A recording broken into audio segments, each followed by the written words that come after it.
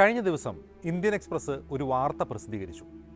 കഴിഞ്ഞ ജൂലൈ അവസാന വാരം ഡൽഹിയിൽ നടന്ന നാഷണൽ സെക്യൂരിറ്റി സ്ട്രാറ്റജീസ് കോൺഫറൻസിൽ കേന്ദ്ര ആഭ്യന്തരമന്ത്രി Amit Shah bureau of police research and ഡെവലപ്മെൻറ്റിനോട് ഒരു ആവശ്യം മുന്നോട്ട് വച്ചു.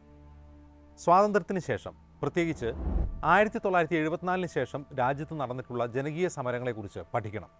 അത്തരം സമരങ്ങളുടെ സാമ്പത്തിക സ്രോതസ് എന്താണ്, ആ സമരങ്ങൾക്ക് പിന്നിലെ യഥാർത്ഥ ശക്തികൾ ആരാണ് എന്നിവയെക്കുറിച്ച് അന്വേഷിക്കണം.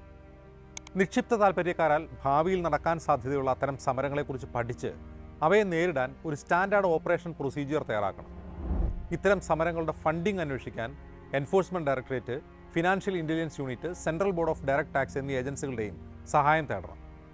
പഴയ കേസ് ഫയലുകൾക്കായി ഓരോ സംസ്ഥാനങ്ങളിലെയും പോലീസിൻ്റെ സഹായവും തേടാൻ അമിത്ഷാ നിർദ്ദേശിച്ചു. ഇതാണ് വാർത്ത. ഇതിൽ ശ്രദ്ധിക്കേണ്ട ഒരു കാര്യം, അമിത്ഷാ ചൂണ്ടിക്കാട്ടുന്ന ഒരു പ്രത്യേക വർഷമാണ് 1974. ഈ വർഷത്തിന് ഒരു പ്രത്യേകതയുണ്ട്. അടിയന്തരാവസ്ഥ പ്രഖ്യാപനത്തിലേക്ക് നയിച്ച പ്രധാനപ്പെട്ട സമരങ്ങളെല്ലാം നടന്നത് ആ വർഷമാണ്. മാത്രമല്ല, ഇന്ത്യൻ രാഷ്ട്രീയത്തെ പാടെ മാറ്റിമറിച്ച സമരങ്ങളായിരുന്നു അവ. വിമോചന സമരം, നക്സൽബാരി പോലെയുള്ള രാജ്യത്തെ കാർഷിക സമരങ്ങൾ എന്നിവയൊക്കെ അതിനു മുമ്പ് നടന്നിട്ടുണ്ട്. എന്നാൽ കേന്ദ്ര സർക്കാരിനെതിരെ, അവയുടെ നയങ്ങൾക്കെതിരെ നടന്ന സമരങ്ങളാണ് 1974 ഉണ്ടായത്. കേന്ദ്രത്തിനെതിരെ അത്തരം ജനകീയ സമരങ്ങൾ അമിത്ഷാ ഭയക്കുന്നുണ്ടോ? അത്തരം സമരങ്ങളെ മുളയിലേ തന്നെ നുള്ളുകയാണോ ഈ നിർദ്ദേശത്തിൻ്റെ ലക്ഷ്യം?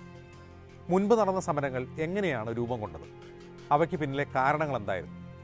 ആ സമരങ്ങൾക്ക് പിന്നിലെ അമിത്ഷാ ആരോപിക്കുന്ന സാമ്പത്തിക സ്രോതസ് ആരായിരുന്നു? എങ്ങനെയാണ് ആ സമരങ്ങൾ ഇന്ത്യൻ രാഷ്ട്രീയത്തെ മാറ്റിമറിച്ചത്?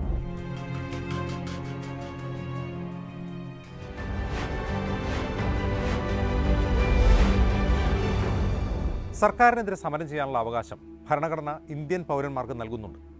സമാധാനപരമായി സംഘടിക്കാനും പ്രതിഷേധിക്കാനുമുള്ള സ്വാതന്ത്ര്യം ഭരണഘടന പൗരന് ഉറപ്പു നൽകുന്നതുമാണ്. അത്തരം അവകാശങ്ങൾക്ക് നിയന്ത്രണങ്ങൾ ഉണ്ടെങ്കിലും അവ നിയമപരമായോ ഭരണഘടനാപരമായോ ഇന്ത്യയിൽ ഒരു തെറ്റല്ല. തെറ്റില്ലാത്ത ഒരു കാര്യത്തെ എന്തിനാണ് കേന്ദ്ര ആഭ്യന്തരമന്ത്രി എതിർക്കുന്നത് എന്ന ചോദ്യം ന്യായമാണ്. എന്നാൽ അമിത്ഷായുടെ ആവശ്യം ശ്രദ്ധിക്കുക. മുൻപ് സൂചിപ്പിച്ച 1974 എന്ന വർഷമാണ് ഇക്കാര്യത്തിൽ നിർണായകം. ഇന്ദിരാഗാന്ധിയെ, കോൺഗ്രസ് സർക്കാരിനെ, സ്വാതന്ത്ര്യലബ്ധി മുതൽ കോൺഗ്രസ് എന്ന പാർട്ടി പുലർത്തിയ വെല്ലുവിളികളില്ലാത്ത ഭരണത്തെ പിടിച്ചുലച്ച, താഴെ ഇറക്കിയ രാഷ്ട്രീയ മാറ്റങ്ങൾക്ക് കാരണമായത് ആ സമരങ്ങളായിരുന്നു. ഇന്ദിരാഗാന്ധിക്കെതിരെ നടന്ന അക്കാലത്തെ ആദ്യത്തെ പ്രധാന സമരം നവനിർമ്മാൺ സമരമായിരുന്നു. കോൺഗ്രസിലെ പിളർപ്പിനെ തുടർന്ന് ഇന്ദിരാഗാന്ധിയുടെ നേതൃത്വത്തിലുള്ള കോൺഗ്രസ് റിക്വഷനിസ്റ്റ് വിഭാഗം വൻ ഭൂരിപക്ഷത്തിൽ ഗുജറാത്ത് ഭരിച്ചുകൊണ്ടിരിക്കുന്ന സമയം. അഴിമതി ആരോപണങ്ങളെ തുടർന്ന് ഘൻശ്യാം ഓജയെ മാറ്റി ചിമൻഭായ് പട്ടേൽ മുഖ്യമന്ത്രിയായി. 1973 ഡിസംബറിൽ മോർബി എഞ്ചിനീയറിംഗ് കോളേജ് വിദ്യാർത്ഥികൾ മെസ്സിലെ ഭക്ഷണ വില വർധനയിൽ പ്രതിഷേധിച്ച് സമരം തുടങ്ങി. സമരം മെല്ലെ മറ്റ് എഞ്ചിനീയറിംഗ് കോളേജുകളിലേക്ക് കൂടി വ്യാപിച്ചു. 1974 ജനുവരിയിൽ അത് അഹമ്മദാബാദ് യൂണിവേഴ്സിറ്റിയിലും എത്തി. 100 കണക്കിന് വിദ്യാർത്ഥികൾ അറസ്റ്റിലായി. വ്യാപകമായി ലാത്തി ചാർജും മറ്റും നടന്നു. ഗുജറാത്തിലെ വിദ്യാഭ്യാസ സ്ഥാപനങ്ങളിൽ ഇതോടെ അനിശ്ചിതകാല സമരങ്ങൾ ആരംഭിച്ചു. സമരത്തിന് പിന്തുണ പ്രഖ്യാപിച്ച് സർവീസ് സംഘടനകൾ സമരസമിതി രൂപീകരിച്ചു. സമരത്തെ നേരിടാൻ ഗുജറാത്തിൽ പട്ടാളമിറങ്ങി. ഇതോടെ സംഘടനാ കോൺഗ്രസ്, സ്വതന്ത്ര പാർട്ടി, ജനസംഘം എന്നിവ സമരത്തെ പിന്തുണച്ച് രംഗത്തെത്തി. ഇതോടെ ഇന്ദിരാഗാന്ധി ചിമൻഭായ് പട്ടേലിനോട് രാജി ആവശ്യപ്പെട്ടു. പക്ഷേ സമരക്കാർ MLA-മാർക്കും തുടരാൻ അർഹതയില്ലെന്ന് പ്രഖ്യാപിച്ച് സമരം തുടർന്നു. സംഘടനാ കോൺഗ്രസ്, ജനസംഘം MLA-മാർ രാജിവെച്ചു. അസംബ്ലി പിരിച്ചുവിടാൻ ഇന്ദിര സന്നദ്ധയേ ആയിരുന്നില്ല. എന്നാൽ സമരത്തെ തുടർന്ന് ഓരോരോ MLA-മാർ രാജിവെക്കാൻ തുടങ്ങി. 214 പേരടങ്ങുന്ന വിദ്യാർത്ഥികൾ ഡൽഹിയിലെത്തി മുതിർന്ന കോൺഗ്രസ് നേതാക്കളെ കാണാൻ ശ്രമിച്ചു. അവരെ ഇന്ദിരയുടെ പോലീസ് അറസ്റ്റ് ചെയ്ത് ജയിലിലടച്ചു. ദിവസങ്ങൾക്കുള്ളിൽ ഗുജറാത്തിൽ നിന്നുള്ള 500 വിദ്യാർത്ഥികൾ ഡൽഹിയിലെത്തി റാലി നടത്തി. ഇതിനിടെ 164-ൽ 90 MLA-മാരെ വരെ രാജിവെപ്പിക്കാൻ സമരക്കാർക്ക് കഴിഞ്ഞു. 1974 മാർച്ച് 16-ന് ഗുജറാത്ത് അസംബ്ലി പിരിച്ചുവിട്ടു. 73 ദിവസം നീണ്ടുനിന്ന സമരത്തിൽ പോലീസ് വെടിവെപ്പിൽ 88 യുവാക്കളാണ് കൊല്ലപ്പെട്ടത്. 300-ലധികം പേർക്ക് പരിക്കേറ്റു. ആരായിരുന്നു ഈ സമരത്തിന് പിന്നിലുണ്ടായിരുന്നത് എന്ന് മുമ്പ് പറഞ്ഞല്ലോ. ഇവർക്ക് ആരായിരുന്നു ഫണ്ട് ചെയ്തത്? വിദ്യാർത്ഥികൾ പ്രാദേശികമായി പിരിവെടുത്തു. സർവീസ് സംഘടനകളും മറ്റും സഹായിച്ചു. സമരത്തിന് മുന്നിലുണ്ടായിരുന്നത് വിദ്യാർത്ഥികൾ തന്നെയാണ്. പിന്നിലുണ്ടായിരുന്നത് സംഘടനാ കോൺഗ്രസ് മുതൽ RSS രൂപം നൽകിയ ജനസംഘം വരെയാണ്. ഈ സമരം നടക്കുന്നതിനിടെ ബീഹാറിൽ മറ്റൊരു സമരം കൂടി രൂപം കൊണ്ടു കഴിഞ്ഞിരുന്നു. ജയപ്രകാശ് നാരായണൻ്റെ നേതൃത്വത്തിലുള്ള JP മൂവ്മെൻറ്റ്. ഗുജറാത്തിൽ വിദ്യാർത്ഥികൾ സമരം ചെയ്തത് ഏതെങ്കിലും വിദ്യാർത്ഥി യൂണിയൻ്റെ നേതൃത്വത്തിലായിരുന്നില്ല. ബീഹാറിൽ ഈ സമരം രൂപം കൊണ്ടത് RSSൻ്റെ വിദ്യാർത്ഥി സംഘടനയായ ABVP, സമാജ്വാദി പാർട്ടിയുടെ യുവജന സംഘടനയായ സമാജ്വാദി യുവജന സഭ, ലോക് ദൾ എന്നിവയുടെ കീഴിലായിരുന്നു. CPIയുടെ വിദ്യാർത്ഥി സംഘടനയായ AISFും സമരത്തിൽ പങ്കെടുത്തു. പട്ന യൂണിവേഴ്സിറ്റിയിലെ വിദ്യാർത്ഥികൾ അക്കൊല്ലം ഫെബ്രുവരിയിൽ ഒരു വലിയ വിദ്യാർത്ഥി സമ്മേളനം വിളിച്ചു ചേർത്തു. ബീഹാറിലെ അന്നത്തെ വിദ്യാർത്ഥി നേതാക്കളായ ലാലു പ്രസാദ് യാദവ്, സുശീൽ കുമാർ മോദി, രാംവിലാസ് പാസ്വാൻ എന്നിവർ പങ്കെടുത്ത് ഒരു സമരസമിതി രൂപീകരിച്ചു. ആവശ്യം ഗുജറാത്തിലേത് തന്നെ. ബീഹാർ അസംബ്ലി ഉപരോധിച്ച് സമരം തുടങ്ങി. മുഖ്യമന്ത്രി അബ്ദുൽ ഗഫൂർ സമരക്കാരുമായി ചർച്ചയ്ക്ക് ശ്രമിച്ചുവെങ്കിലും പരാജയപ്പെട്ടു. 3 വിദ്യാർത്ഥികൾ പോലീസ് വെടിവയ്പിൽ കൊല്ലപ്പെട്ടതോടെ സമരം വ്യാപകവും രൂക്ഷവുമായി. ഭൂദാന പ്രസ്ഥാനത്തിൽ സജീവമായിരുന്ന ജയപ്രകാശ് നാരായണൻ അതിൽ നിന്ന് പിൻവാങ്ങി സമരത്തിന് നേതൃത്വം ഏറ്റെടുത്തു. പക്ഷേ ഗുജറാത്തിലേതുപോലെ ബീഹാറിൽ ഇന്ദിര വഴങ്ങാൻ തയ്യാറായില്ല.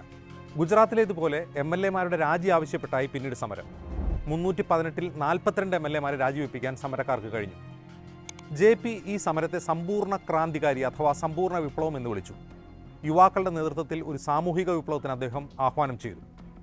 രാഷ്ട്രീയ പാർട്ടികളുടെ പിന്തുണയില്ലാതെ സമരം വിജയിക്കില്ലെന്ന് മനസ്സിലാക്കിയ ജയപ്രകാശ് നാരായണൻ പ്രതിപക്ഷ പാർട്ടികളെ സമീപിച്ചു. അദ്ദേഹം ഇന്ത്യ മുഴുവൻ സഞ്ചരിച്ച് ഇന്ദിരാഗാന്ധിക്കെതിരെ പ്രതിപക്ഷ കക്ഷികളുടെ ഐക്യത്തിന് ശ്രമിച്ചു. പിന്നീട് അടിയന്തരാവസ്ഥയിലേക്കും മറ്റും നയിച്ച സംഭവവികാസങ്ങൾ ഈ സമരത്തിൻ്റെ തുടർച്ചയായിരുന്നു. ഇന്ദിരയുടെ തോൽവിയിലേക്കും ആദ്യമായി ഒരു കോൺഗ്രസ് ഇതര സർക്കാർ അധികാരത്തിലെത്തിയതും ഈ സമരത്തിൻ്റെ ഫലമായിരുന്നു. ജനതാ പാർട്ടി എന്ന നിരവധി പാർട്ടികളുടെ കൂട്ടായ്മ രൂപം കൊണ്ടതും ഈ സമരത്തിൻ്റെ അനന്തരഫലം തന്നെ. ഈ സമരത്തിന് പിന്നിലും ആദ്യത്തെ കോൺഗ്രസ് ഇതര സർക്കാരിലും RSS ഉണ്ടായിരുന്നു. ജനസംഘം ജനതാ പാർട്ടിയിൽ ലയിച്ചപ്പോൾ LK അഡ്വാണിയും AB വാജ്പേയിയും മൊറാർജി സർക്കാരിൽ മന്ത്രിമാരായി. തുടർച്ചയായി രാജ്യം ഭരിച്ചു പോകുന്ന കോൺഗ്രസ് സർക്കാരുകൾക്കെതിരെ രാജ്യത്ത് ഉയർന്നു വന്ന 2 പ്രധാന സമരങ്ങളാണ് ഞാൻ മുമ്പ് പറഞ്ഞത്. 1974-ലെ റെയിൽവേ സമരവും പ്രത്യേകം ശ്രദ്ധയാകർഷിക്കുന്നതാണ്. 17 ലക്ഷം റെയിൽവേ തൊഴിലാളികൾ നടത്തിയ സമരം ലോകത്തിലെ തന്നെ ഏറ്റവും വലിയ തൊഴിലാളി സമരമായി ചരിത്രത്തിൽ രേഖപ്പെടുത്തപ്പെട്ടതാണ്. 20 ദിവസം നീണ്ട സമരം വിജയിച്ചില്ലെങ്കിലും അടിയന്തരാവസ്ഥയിലേക്കും അതേ തുടർന്നുള്ള പ്രക്ഷോഭങ്ങളിലേക്കും വഴി തുറന്ന വലിയൊരു സമരമായിരുന്നു അത്. അതിന് നേതൃത്വം കൊടുത്തത് ജോർജ് ഫെർണാണ്ടസ് എന്ന തീപ്പൊരി നേതാവ്. പ്രജാ സോഷ്യലിസ്റ്റ് പാർട്ടിയിൽ തുടങ്ങി ജനതാ പാർട്ടിയിലൂടെ JDU-വിലെത്തിയ ജോർജ് ഫെർണാണ്ടസ് മൊറാർജി മന്ത്രിസഭയിലും വാജ്പേയി മന്ത്രിസഭയിലും അംഗമായി. ഈ സമരത്തെ പിന്തുണച്ച് ജനസംഘത്തിന് കീഴിലുള്ള ഭാരതീയ റെയിൽ മസ്ദൂർ സംഘ് രംഗത്തുണ്ടായിരുന്നു. ഈ സമരങ്ങൾക്ക് ഒരു പ്രത്യേകതയുണ്ട്. കോൺഗ്രസ് ഭരണത്തിനെതിരെ പ്രതിപക്ഷ കക്ഷികളുടെ പിന്തുണയോടെയാണ് ഈ സമരങ്ങളെല്ലാം നടന്നത്. ആ സമരങ്ങളുടെ പരിണിതി ഇന്ത്യൻ രാഷ്ട്രീയത്തിൽ കോൺഗ്രസിൻ്റെ ഏകപക്ഷീയമായ തേരോട്ടം അവസാനിപ്പിച്ചു എന്നതാണ്. ഇത്തരം സമരങ്ങളുടെ പിന്നിൽ ആരാണ് എന്ന് കണ്ടുപിടിക്കാനാണ് അമിത്ഷാ ആവശ്യപ്പെടുന്നതെങ്കിൽ ആ സമരങ്ങളുടെ പിന്നിൽ അമിത്ഷായുടെ തന്നെ മാതൃസംഘടനയായ RSSും അതിൻ്റെ രാഷ്ട്രീയ രൂപമായിരുന്ന ജനസംഘവും അവരുടെ വിദ്യാർത്ഥി സംഘടനകളും ഉണ്ടായിരുന്നു. ഈ സമരങ്ങൾ നടക്കുമ്പോൾ അമിത്ഷായ്ക്ക് 10 വയസ്സ് മാത്രമാണ് പ്രായം. ഒരുപക്ഷെ ആ സമരങ്ങളെക്കുറിച്ച് അക്കാലത്ത് അദ്ദേഹത്തിന് കാര്യമായ അറിവുണ്ടാകണം എന്നില്ല. അടിയന്തരാവസ്ഥയ്ക്ക് ശേഷം രാജ്യത്ത് നിരവധി ജനകീയ സമരങ്ങൾ നടന്നിട്ടുണ്ട്. 1982-ൽ 18ാമത്തെ വയസ്സിലാണ് അമിത്ഷാ രാഷ്ട്രീയ പ്രവർത്തനം തുടങ്ങുന്നത്. ആ കാലഘട്ടത്തിൽ നടന്ന അസം പ്രക്ഷോഭത്തെപ്പറ്റി അമിത്ഷാ കേട്ടിട്ടുണ്ടാകും. അസമിലെ വിദ്യാർത്ഥി സംഘടനകൾ ബംഗ്ലാ കുടിയേറ്റക്കാർക്കെതിരെ നടത്തിയ ആ സമരത്തെ RSS പിന്തുണച്ചിരുന്നു. RSSന് തീരെ വേരോട്ടമില്ലാതിരുന്ന അസമിൽ ആ സമരത്തോടെയാണ് അവർ പടർന്ന് പന്തലിച്ചത്. ആ സമരത്തിനിടെയാണ് കുപ്രസിദ്ധമായ നെല്ലി കലാപവും നടന്നത്. ഇതേ കാലത്ത് ഗുജറാത്തിൽ ആരംഭിച്ച വളരെ പ്രധാനപ്പെട്ട ഒരു ജനകീയ സമരമാണ് നർമ്മദ ബച്ചാവോ ആന്തോളൻ. നർമ്മദ നദിയിൽ സർദാർ സരോവർ അണക്കെട്ടിനെതിരെ നടന്ന സമരം ആദിവാസികളുടെയും കർഷകരുടെയും ഭൂമി കുടിയൊഴിപ്പിക്കുന്നതിനെതിരെയായിരുന്നു. മേധാ പട്കർ, ബാബ ആംതെ എന്നീ പരിസ്ഥിതി പ്രവർത്തകരുടെ നേതൃത്വത്തിൽ നടന്ന ആ സമരം ലോക ശ്രദ്ധയാകർഷിക്കുകയും കുടിയൊഴിപ്പിക്കൽ നയങ്ങളിൽ കാതലായ മാറ്റങ്ങൾ കൊണ്ടുവരികയും ചെയ്തു. ഭൂമി ഏറ്റെടുക്കലും പുനരധിവാസവും നിയമം ഉൾപ്പെടെയുള്ള നിയമനിർമ്മാണങ്ങളിലേക്ക് വഴിവെച്ച ആ സമരം ഇന്നും തുടരുകയാണ്. ആ സമരങ്ങൾക്ക് പിന്നിൽ ആരായിരുന്നു? പരിസ്ഥിതി പ്രവർത്തകരും മനുഷ്യാവകാശ പ്രവർത്തകരും. ഈ സമരത്തിന് സാമ്പത്തിക സഹായം നൽകിയതാരാണ്? സമരക്കാർ സംഭാവന പിരിച്ചു. ചില NGOകൾ സംഭാവന നൽകി. അതിൽ വിദേശ NGOകളുമുണ്ട്. NGOകൾ നൽകുന്ന സംഭാവനകൾ സർക്കാരിൻ്റെ നിയന്ത്രണത്തിന് വിധേയമാണ്.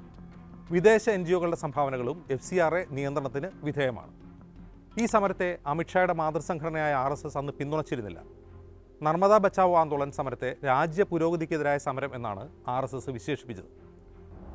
1989-ലും 90-ലും നടന്ന മണ്ഡൽ വിരുദ്ധ പ്രക്ഷോഭങ്ങളെക്കുറിച്ചും അമിത്ഷാ കേട്ടിട്ടുണ്ടാകും. അന്ന് അദ്ദേഹത്തിന് 25 വയസ്സെങ്കിലുമുണ്ട്. രാജീവ് ഗോസ്വാമി എന്ന വിദ്യാർത്ഥി സ്വയം ദേഹത്ത് തീ കൊളുത്തി ആരംഭിച്ച ആ പ്രക്ഷോഭം രാജ്യത്തെ പിന്നോക്ക വിഭാഗക്കാർക്ക് സംവരണം നൽകുന്നതിനെതിരെയായിരുന്നു. ആ സമരത്തിന് RSSൻ്റെ വിദ്യാർത്ഥി സംഘടനയായ ABVPയുടെ പിന്തുണയുണ്ടായിരുന്നു എന്ന് അമിത്ഷായ്ക്ക് പരിശോധിക്കാവുന്നതാണ്. ആ സമരം സൃഷ്ടിച്ച രാഷ്ട്രീയ കാലാവസ്ഥയിൽ നിന്ന് ശ്രദ്ധ തിരിക്കാനുള്ള ശ്രമമായിരുന്നു രാമജന്മഭൂമി പ്രക്ഷോഭം എന്ന് വിലയിരുത്തുന്നവരുണ്ട്. രാജ്യത്തെ പ്രധാന സമരങ്ങളിലൊന്നായ സിംഗൂരിലെയും നന്ദിഗ്രാമിലെയും സമരകാലത്ത് BJP ബംഗാൾ ഘടകം മമതാ ബാനർജിയെ വിളിച്ചത് ദുർഗ എന്നായിരുന്നു. സമരസമയത്ത് മമതാ ബാനർജി നിരാഹാരം നടത്തിയപ്പോൾ അന്നത്തെ ദേശീയ അധ്യക്ഷൻ രാജ്നാഥ് സിംഗ് കൽക്കത്തയിലെത്തി സമരത്തിന് പിന്തുണ അർപ്പിച്ചിരുന്നു. അന്ന് BJPക്ക് അവിടെ 0 സീറ്റേ ഉണ്ടായിരുന്നുള്ളൂ. ഇന്ന് അസംബ്ലിയിലും ലോക്സഭാ സീറ്റുമൊക്കെ ഉണ്ടായപ്പോൾ അന്നത്തെ സമരത്തെ BJP ഇന്ന് തള്ളിപ്പറയുന്നുമുണ്ട്. രണ്ടാം മൻമോഹൻ സിംഗ് സർക്കാരിനെതിരെ നടന്ന ഇന്ത്യ അഗെയിൻസ്റ്റ് കറപ്ഷൻ സമരവും നിർഭയ സംഭവത്തെ തുടർന്നുണ്ടായ പ്രക്ഷോഭവും ഓർക്കുക.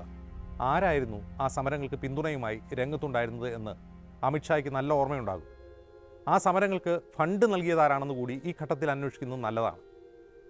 ആന്തോളൻ ജീവികൾ എന്ന് സമരം ചെയ്യുന്നവരെ പ്രധാനമന്ത്രി തന്നെ വിളിച്ച 2 സമരങ്ങളാണ് പൗരത്വ പ്രക്ഷോഭവും ഡൽഹിയിലെ കാർഷിക സമരവും.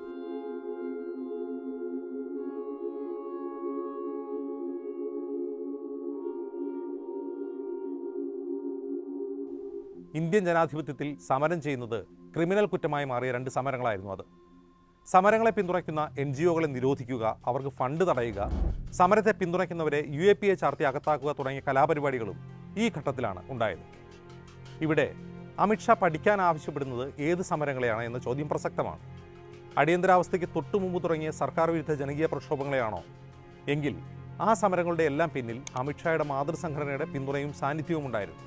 അതല്ല, രാഷ്ട്രീയ ലക്ഷ്യങ്ങളൊന്നുമില്ലാതെ സിവിൽ സൊസൈറ്റികളുടെ നേതൃത്വത്തിലുള്ള ജനകീയ സമരങ്ങളെയാണ്. എങ്കിൽ അത്തരം സമരങ്ങളെ സഹായിക്കുന്ന NGOകൾക്ക് അമിത്ഷായുടെ ഭരണത്തിന് കീഴിൽ രക്ഷയില്ല എന്ന് നാം കഴിഞ്ഞ വർഷങ്ങളിൽ കണ്ടതാണ്. NGOകളെ പൂട്ടിക്കെട്ടുക മാത്രമല്ല, അവരെ വേട്ടയാടി തുറുങ്കിലടയ്ക്കുന്നതും നാം കണ്ടു. സമരങ്ങളെ പിന്തുണയ്ക്കുന്ന മനുഷ്യാവകാശ പ്രവർത്തകരിലേറെ പേർ UAPA ചാർത്തപ്പെട്ട് ജയിലിലാണ്. പൗരത്വ പ്രക്ഷോഭകർ ജാമ്യം കിട്ടാതെ എത്രയോ കാലമായി ജയിലിൽ കഴിയുന്നു. അടിയന്തരാവസ്ഥാ കാലത്തിന് തൊട്ടു മുമ്പുണ്ടായതുപോലെ രാജ്യവ്യാപകമായി കേന്ദ്ര സർക്കാരിനെതിരെ ഒരു പ്രക്ഷോഭം അമിത്ഷാ ഭയക്കുന്നുണ്ടോ?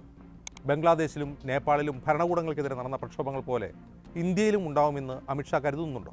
എങ്കിൽ ആഭ്യന്തരമന്ത്രി എന്ന നിലയിൽ അത്തരം പ്രക്ഷോഭങ്ങളെ നേരിടാൻ അദ്ദേഹം വഴികൾ തേടുന്നതിൽ ആശ്ചര്യമില്ല.